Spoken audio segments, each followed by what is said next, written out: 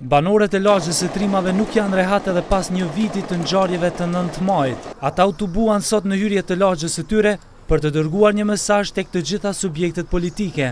Në prag të shënimit të një vjetorit të ngjarjeve të përgjakshme në Kumanov, Këshilli i Familjeve të Lagjës së Trimave doli me qëndrim kundër paralajmërimit nga Këshilli Opozitar se protestat e tyre do të fillojnë nga lagja ku ndodhi ngjarja vitin e kaluar.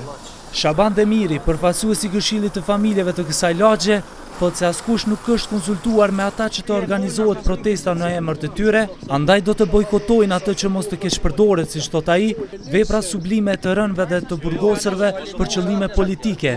Nuk e di sa ka pesh ajo punë që ata do të vinë edhe kanë bërë marrëveshje pa e ditë kush, mas pari nuk e dim se kush janë dhe nga doli ky këshilli opozitar.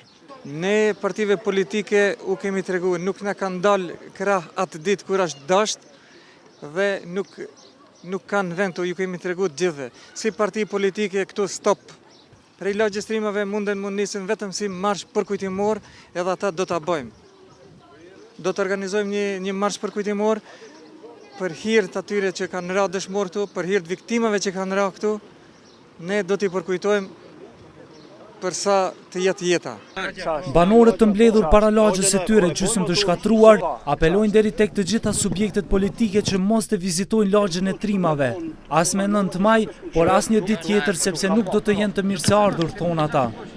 Liman Lutfiu, babai i Fadilit dhe Irfanit, të cilët janë të burgosur me grupin e Kumanovës, qëndron para shtëpisë së shkatruar.